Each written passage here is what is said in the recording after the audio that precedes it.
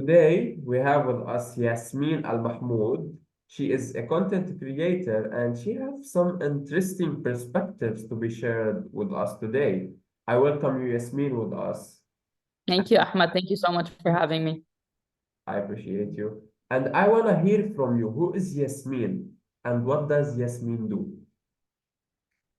Well, who is Yasmin? This is I would never know how to answer this question. Just a person who has many interests in many topics, and I always try to experience as many things as possible to try to not leave anything for mystery for me. Like I try to experience as much as possible. And what I do currently, I'm a content creator. I am also a script writer and translator, but mainly I'm a content creator. That's what I would like to call myself. Yeah, amazing. Yasmine, you said something about mysteries. Like, what's the Mystery. mystery for yourself? Like, is it curiosity that drives you, or like, what is mystery? Mystery is anything that is not fully understood by the vast majority of people. This is what I consider mystery. It's not the common topic that any random two people meet up can talk about. This is what a mystery is. It can range from scientific mystery, medical mystery, historical mystery, psychological mystery, anything that is not really widely discussed. Yeah, yeah. So, like, why do you go after mysteries? What is the thing that drives you to actually do it? If you're looking for the answer of I'd like to know everything and all of this, I'm not sure this is the correct answer. Mystery intrigues me. That's mainly it. Whatever there's something that I haven't heard about before, or it seems like suspicious, or maybe a bit creepy, or not necessarily even creepy, just something that is not really heard of, it Hmm. intrigues me to know more about it. I might know more about it and feel uninterested after that, but it does intrigue me to do research. Even when I hear about a name of a medication that I've never heard before, other people wouldn't think that's a mystery, but I would like to know what it does, what it's used for.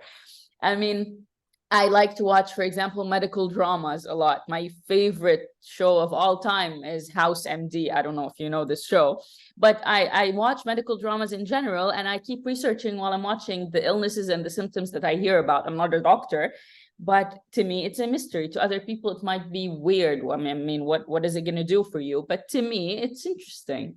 Yeah, that's actually quite interesting. And like, I believe, yeah, that most people sometimes go after curiosity in pursuit of knowledge, but you are going after curiosity in pursuit of not knowledge, but kind of insight about things that are not familiar. Like, where do you think this feeling comes from? Like, and how would you describe it for me? Because, like, get me to your side.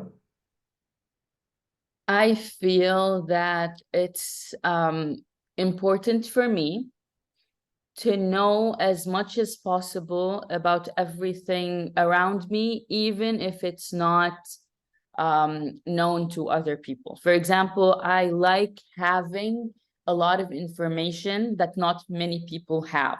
Okay. I like collecting information. And it's not for the sake of using them, because sometimes you don't even use these information. I mean, some things come in handy as general information, some things don't. But I like collecting information in my head. I like the feeling of knowing a lot of things in multiple fields. I kind of find interest in being able to collect that many information about so many topics. Yeah. I get And whenever I hear a person says that this is so, like, it's irrelevant to anything, this kind of interests me even more to know about it. Yeah. Like, what exactly about it? Do you want to know, like, why it's not relevant? No, not why it's not relevant. Actually, it's not something that I can put in words for you to analyze psychologically. I mean, you're not gonna come out of psychological analysis out of this. It's just that I don't believe in the sentence that people say, what is that going to do for me?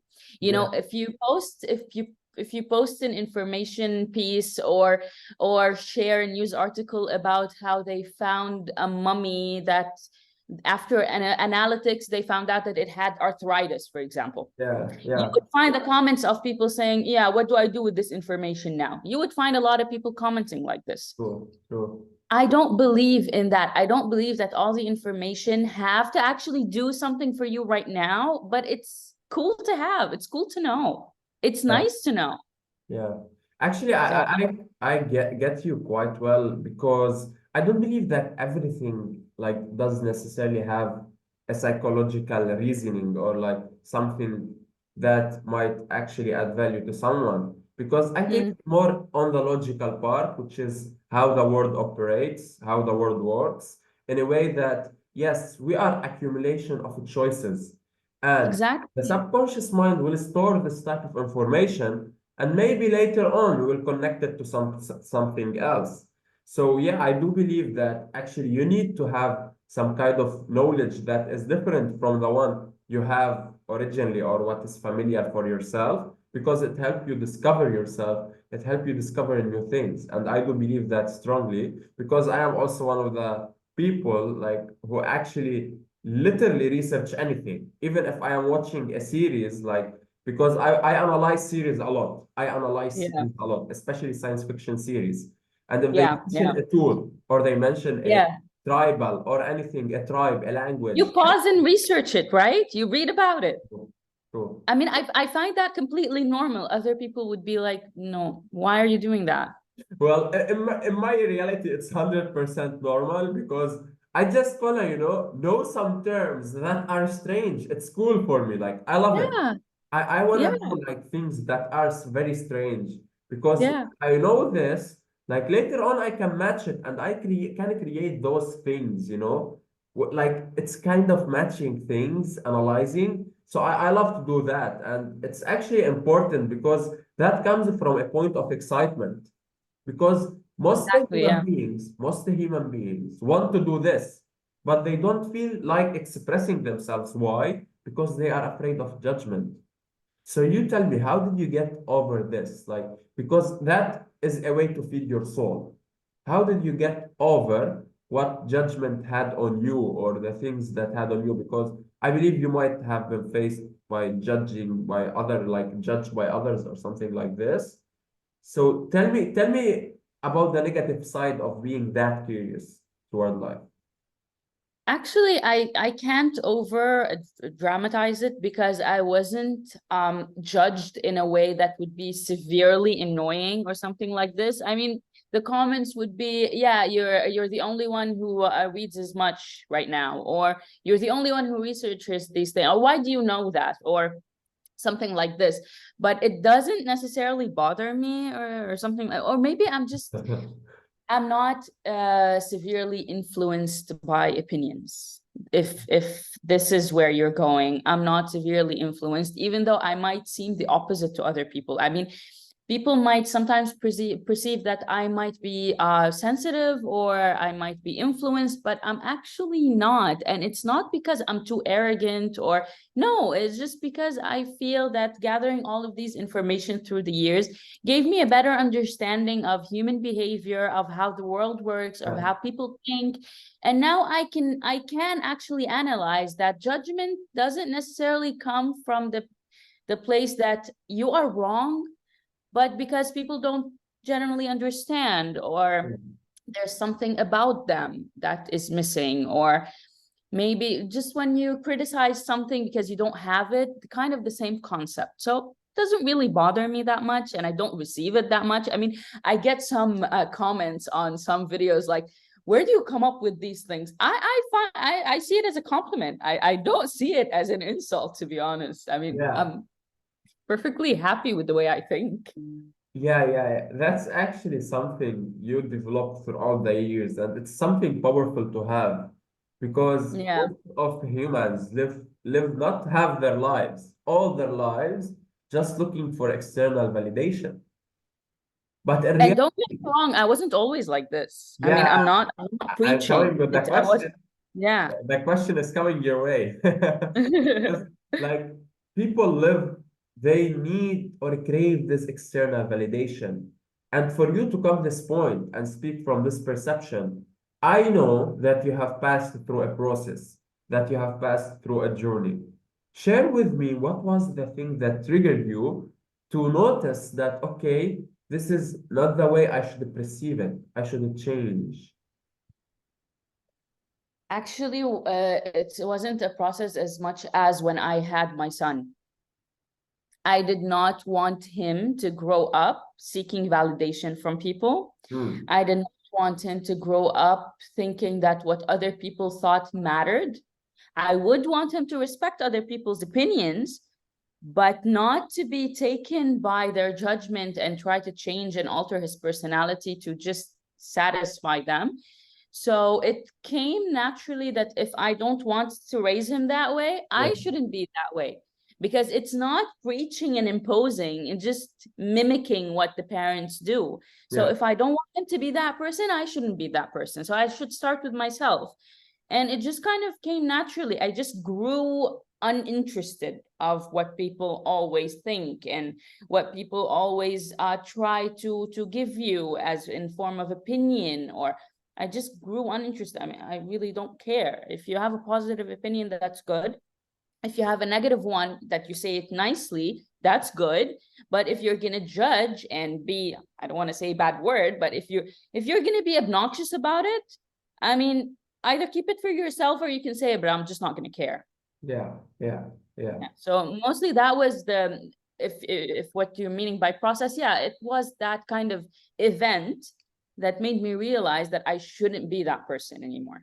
Yeah, yeah, 100%. Like that is the type of process you passed through, that Mm, you had this kind of opening or event that triggered you and to start this self-realization. So it came yeah, internally, as you said, naturally. So it yeah, came from yourself that, okay, I understand I want this, and to get this, I need to go through this steps or this process. And you exactly. became the type of person who want to like have type of results in the future, which is like raising your son on a way that he doesn't gain external validation. And actually, is that something very impressive, honestly, because to do such a change, it takes a selfless perception because most of the time nowadays we only focus kind of the selfish results. And that's why people don't work on themselves because they are selfish.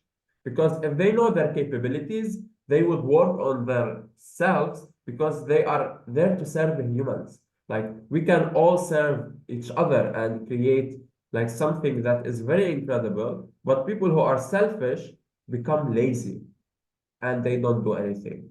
That's true, because it takes huge effort to actually change things about yourself that have been present in your personality for years.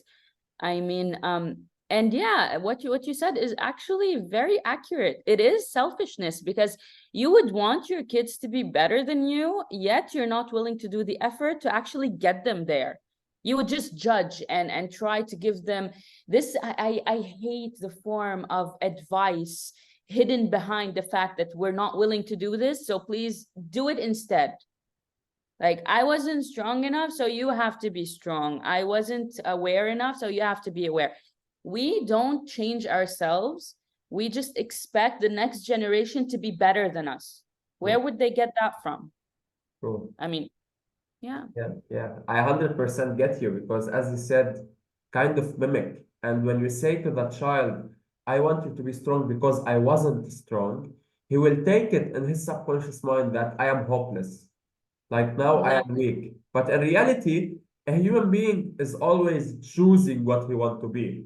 So you are not weak, you are not strong. You are fundamentally neutral. And you choose Exactly. You are what side you both. want to take. Yeah. And just to give you a simple example of how we're not willing to do anything, but we expect it from others, we teach our kids to apologize when they do something wrong. But do we ever apologize to our kids? Yeah. No, it's so big of us that we don't apologize to our kids if we do something wrong, if we misbehave with them, if we maybe yell at them too much sometimes. If we don't apologize to them because we feel that would like degrade us as parents. Yet, how do we dare teach them to apologize for other people? Because we're, as if you're talking about subconscious, as if we're subconsciously telling them that apologizing is actually degrading because I'm not willing to do it. Yeah. So no, I apologize to my son when he's bothered with me. So he would learn that apologizing is actually very normal. Yeah, yeah. I got your point because sometimes it creates kind of weak personality because if Yeah. we teach them not to apologize and they had or become forced in school to apologize to a principal, for example, he will feel that he have a weak personality, so he will lose But he himself in doesn't. the process. He shouldn't feel that way. Yeah, So yeah. that's the idea. Like it's a loop, full in a loop, in a loop, in a loop, and the human beings yet fear to break the cycle. Like tell me more about the part where you was kind of like having this another personality of yours that you might or might not seek some external validation or like before you shifted your perception or reality.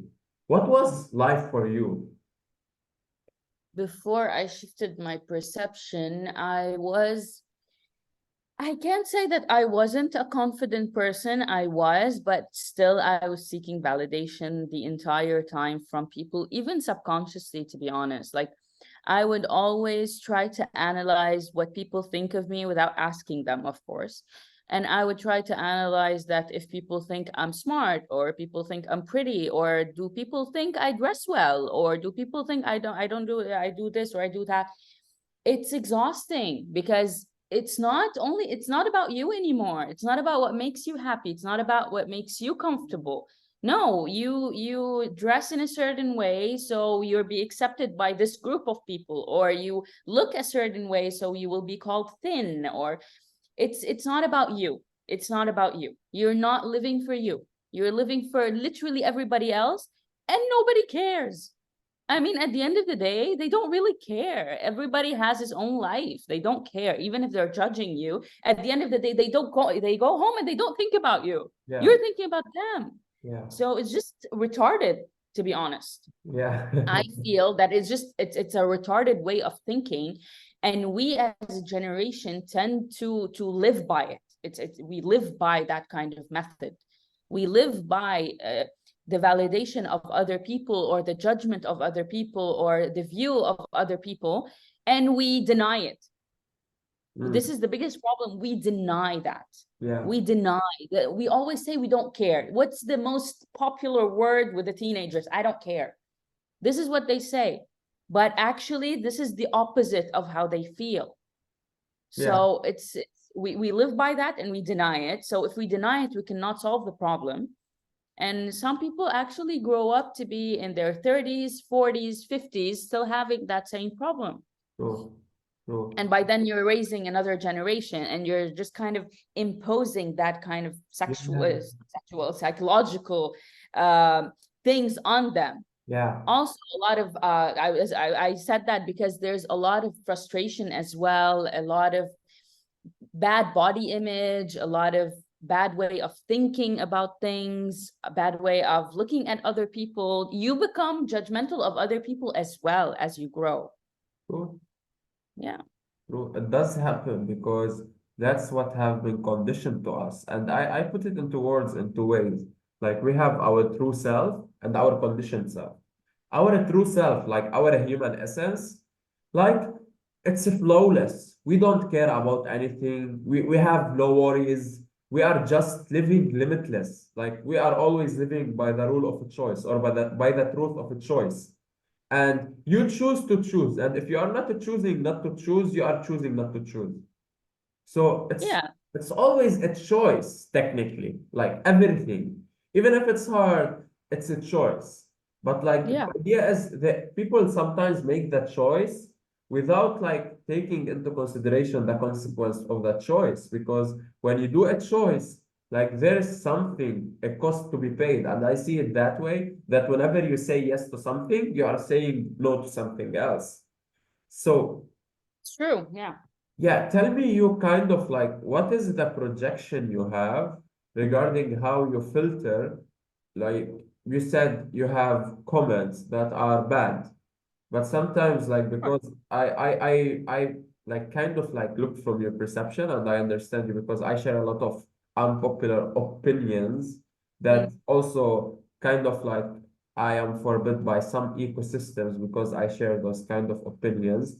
So you tell me, how do you filter between what is the, like, maybe constructive criticism and maybe the Mm. opinion that is just an opinion that is useless?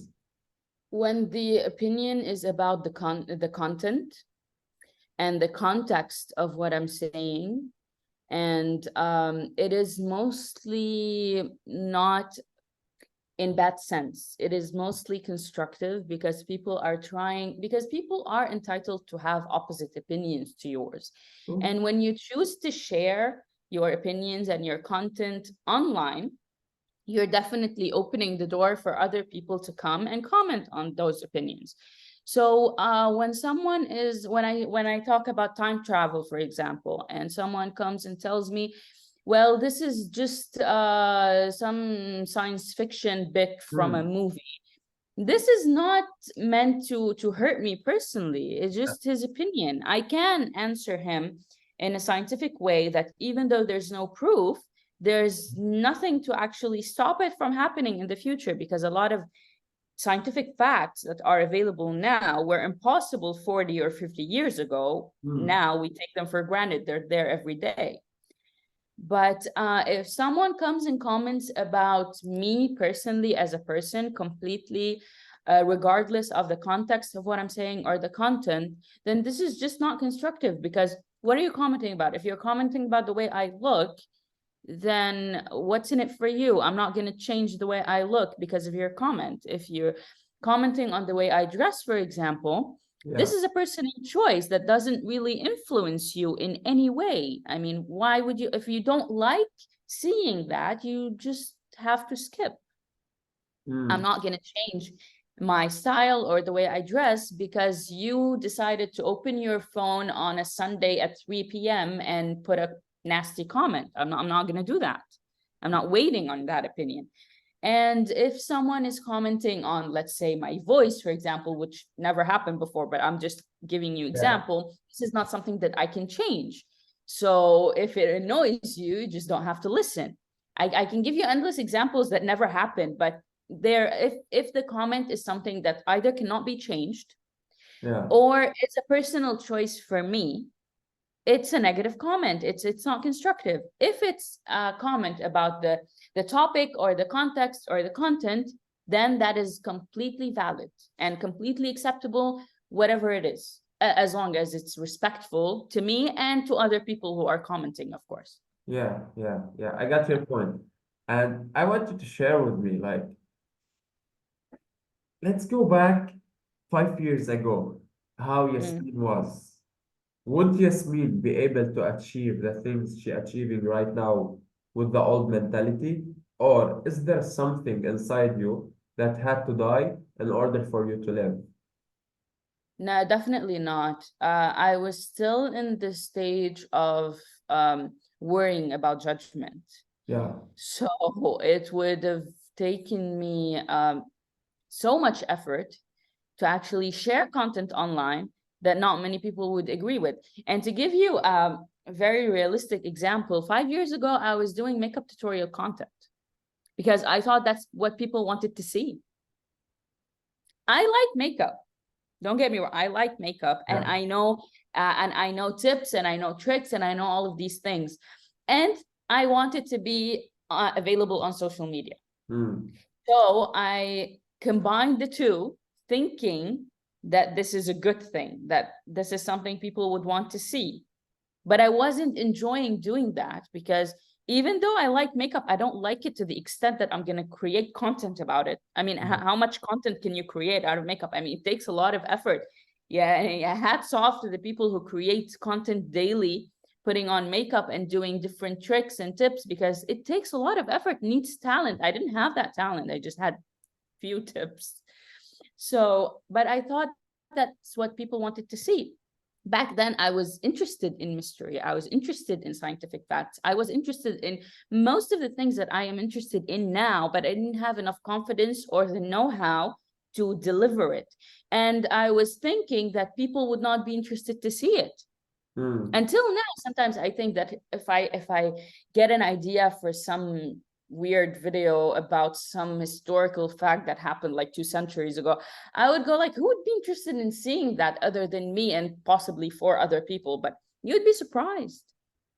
Yeah. You'd be surprised how many people are interested in things that are not available everywhere. You would be shocked to see that, yeah, there are some people who would like to know about things, who would like to hear about things that they haven't heard about before. So yeah, I wouldn't have been able to do it back then. True, true. Like people are curious by nature. Like it's embedded in our subconscious that we are curious toward life, toward others, toward like everything. Because Yeah. when we were childs, like when we were children, you can look back and see how we used to act. Like we used to explore everything. But when we grow up, we just start believing those conditions from the environment, from what we have Mm. seen. And there is no one beside us to tell us this is possible. This is possible. No, they just empower it and say, oh, this is impossible. This is impossible. And we reach to a point where we feel hopeless. We feel powerless. So that's what kind of happens with us while growing up. But I want to like hear from your side, what was the first step for you? Like you told me you didn't knew the know-how, you didn't get the ideation of it. Like how did you get over it as the first step? Like the first practical step that you have done. Was it thinking or something practical? No, it was actually something practical because I know that you need to have the motivation and all of these things, but you also need to have an action plan. What I wanted to do is I wanted to do my own show, or I wanted to present. So what I Mm. did was I signed up for a presenting course, like news presenting or TV shows presenting. And I did this course and I did one after, and I did another one after that. And while doing these things, there were a lot of practices, and there were a lot of like trying to present news pieces and trying to work with the camera. And it wasn't my first time. I used to work in production, I used to work in news, and I had a long experience in this, but never in front of the camera. I was always behind the scenes. And actually trying or doing these courses kind of enforced the idea that this is what I wanted to do. It's either it enforces the idea, or it makes you think that no, this is not for me. For me, it enforced the idea. After that, it was either applying for jobs related to present a news presenter or something like this, or actually doing your own thing. Yeah, I did apply for jobs, but not extensively, because it's a 1 in a million chance. yeah, There are a lot of people who want to be news presenters, but there are very limited spaces. And actually, a person gave me the idea of doing my own thing, my own show online, hoping that either it might get picked up by a channel or it would grow and become its own thing. yeah, But the idea wasn't about mystery. It was about like talking about news of celebrities or something like this, which is something I'm not interested in, to be honest. I took the idea, but I changed the context. I was thinking, what would I be interested? Because I have to write the episodes as well. I have to do everything. yeah, To write the script, I have to do the research, and I would have to present it. So what would I be interested in searching or reading about, or creating the story, creating the script? yeah, And while searching, just a random thing I remember came up. I don't even remember what the first episode was. It wasn't definitely the first one published, but the first thing that I thought about or researched. And it just hit me. This is what I like. I read about these things. I read a lot, by the way, and some of them are mystery novels or something like this. So I read about these things. I research these things. I research weird medical phenomenons. I research these things just for fun. So why not talk about them for people like me who would be interested in this content? And that's how it came up. But yeah, it started with taking a step to make sure that this is the right path for me, or to just cancel the whole idea and know that it's not the right path for me. yeah. And this is how it should start. You should experience some of it to know if you're on the right path or not. Yeah, that's amazing. I want to thank you, Yasmin, for being with us today. Thank you And so I much. really Thank you for having appreciate your amazing confidence and energy in what you are doing.